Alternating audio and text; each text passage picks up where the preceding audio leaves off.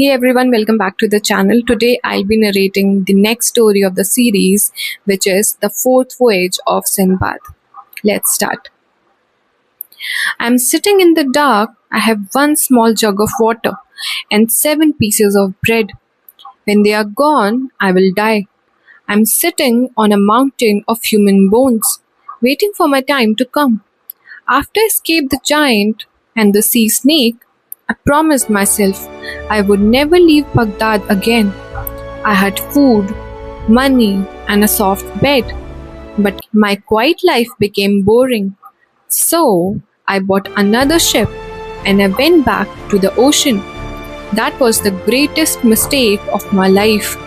If you want to know how I ended up buried alive in the earth, I have to tell you about the island of the smiling men. The ocean lied to me again. A violent storm smashed our new ship into pieces. My crew and I washed up on a bright, beautiful island. We were starving. Our throats were cracked from the salt. As we laid on the sand, people came out of the jungle. They did not have weapons. They were painted in bright colors. They smiled warmly at us. They handed us a massive wooden bowl filled with a strange green herb. My crew was so hungry they ate it like wild dogs. But I stopped. The smell was too thick. It smelled like rotting fruit. I pretended to eat, but I hid the leaves inside my robe. The paranoia saved my life. I watched the herbs take hold of my friends. The leaves did not poison them, they erased them. Within hours, my crew forgot who they were. They forgot how to speak. Their eyes turned glassy and empty. All they did was to stare at the walls and chew the food the locals kept giving them. The locals were not being kind, they were fattening my friends up. They were taking away their mind so they wouldn't fight back when the slaughter began. Every day, the smiling locals took the fattest man away.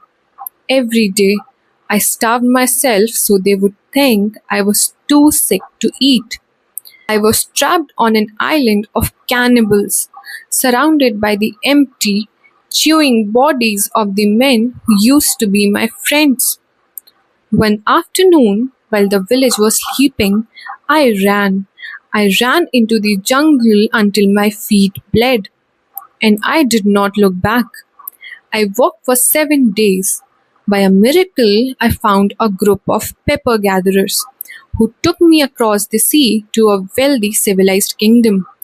The king of this land welcomed me. He loved my stories. He gave me gold, a beautiful home, and a wealthy bride.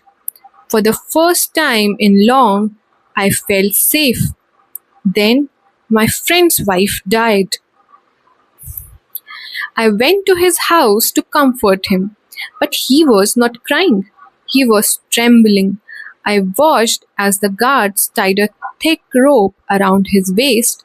I watched them take him to a massive hole at the top of a mountain and lower him down into the dark with his dead wife. I asked the king why they did this. The king looked at me coldly and said, "It is our oldest law. Husband and wife are one flesh. Where one goes, the other must follow." A cold dread filled my stomach. But a few months later, my beautiful new bride started to cough. The doctors could not save her. When she took her last breath, the king's guards marched to my door. They dressed me in my finest silks. They brought me to the mountain of the dead. They tied a thick rope around my arms. They handed me my single jug of water and 7 small loaves of bread. They lowered my wife's body down first. Then they pushed me into the pitch black darkness. I looked up at the sky one last time. Then the giant stone was pushed over the hole. The light was gone forever. I untied the rope.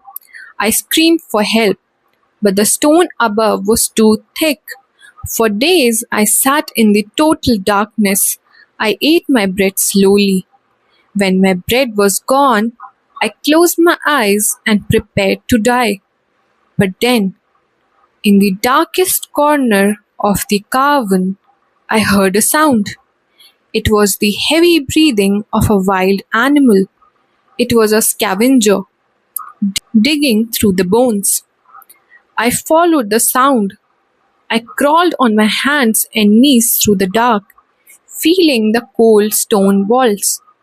The animal had dug a tunnel from sea into the crypt to find food.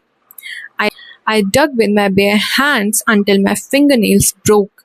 I dug until I saw a single blinding ray of light. I squeezed through the hole and collapsed onto a rocky beach. I was alive. Before I left, I crawled back into the tunnel. I took the diamonds, the rubies, and the gold of the bodies of the dead. I loaded them onto a passing ship and sailed back to Baghdad. I had escaped the grave itself. I swore I would never leave my home again.